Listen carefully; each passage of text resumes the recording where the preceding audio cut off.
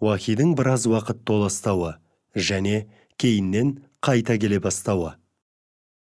Арадан көп уақыт өтпей жатып пайғамбарымызға Алладан түсетін уахи толастайды.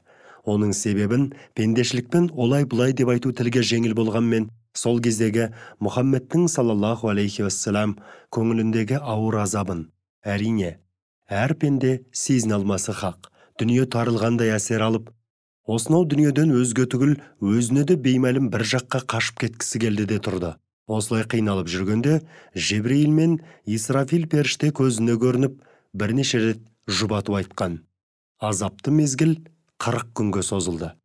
Осынау дүние, данышпан сөзімен айтқанда, Дарул Хикмет, яғни даналықтың бесігі. Мұнда болып жататын әрбір уақиға астарында міндетті түрде терең мән болар анық. Оған әр пенденің пайымы жете бермейді. Дегенмен, пайғамбарға белгілі бір уақыт уахидың толастауының түрлі себептерін көрсеткендер де бар. Төменде сол дәлелдердің кейбіреулерін ұсынғанды жөн көрдік. Яғни, уахи келе бастағанда Алла Расулы қатты толқып, рухы қатты қиналған. Сол себепті рухты тынықтырып, келесі уахиды қабылдауға дайындау мақсатымен толастаған.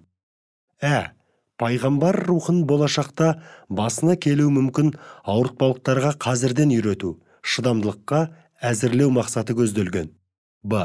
Әрбір уахиды асыға күтуге, оған деген зарығу сезімін оятуға бағытталған. Араға 40 күн салып, пайғамбарымызға Алла тарапынан аян қайта келе бастады.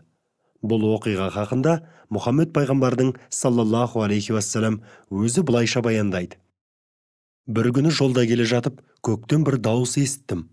Басымды көтеріп, төбеме қарағанда, баяға Хирада жүздескен Жебрейіл періштенің жер мен көк арасында алып тақта отырғанын көрдім. Бойымда түсініксіз бір сезім билеп, тұрған жерімде тіземнің әлі құрып отыра қалдым. Әлден уақытта есімді жиып, үйге қарай бет алдым. Келе салысымен менің үстімді жабыңдар, тезірек жамылғы беріңдер дедім де, қымтанып жатып қалдым. Сол сәтте Алла тағаладан мына аяттар түсті. Жамылғыға бүркенген елшім, тұр, ел жұртқа ескерт.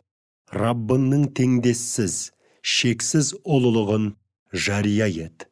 Киіміңді тазарт. Ластық атаулыдан аулақ бол. Атқарған қызметіңді, істеген жақсылықтарыңды көп көріп, міндетсің бе? Мүддәссир сүресі 1-6 аяттар. Мұнан соң уахи бірінен соң бірі келіп тіпті арасы жиілей түсті. Аян ала бастаған соң Мұхаммед пайғамбардың саллаллаху алейхи уассалам жаны жай тауып рухани ләззатқа қауышты.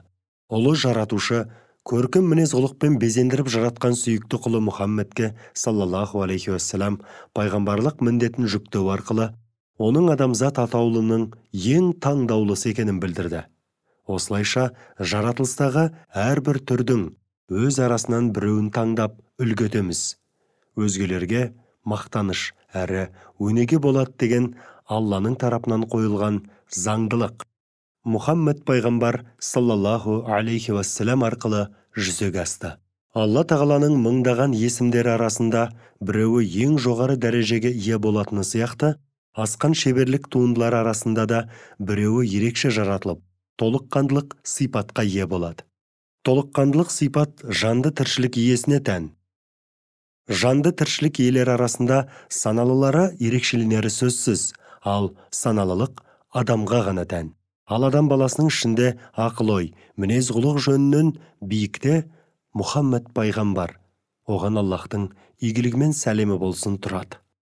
Өйткені адам атадан бері осы күнге дейін ешбір тарих оған тең келерлік пендені көрсете алмады, көрсете алмайды да. Ол жер жүзінің жартысын және адамзат баласының 1/5 қамтыған қауымға рухани салтанат құрып, 1400 жыл бойы өнегесін өшірмей, ақиқат атаулының ұстазы саналып келеді. Досы да дұшпаны да мойындағандай, ол парасаттылықтың ең жоғарғы дәрежесіне ие болған.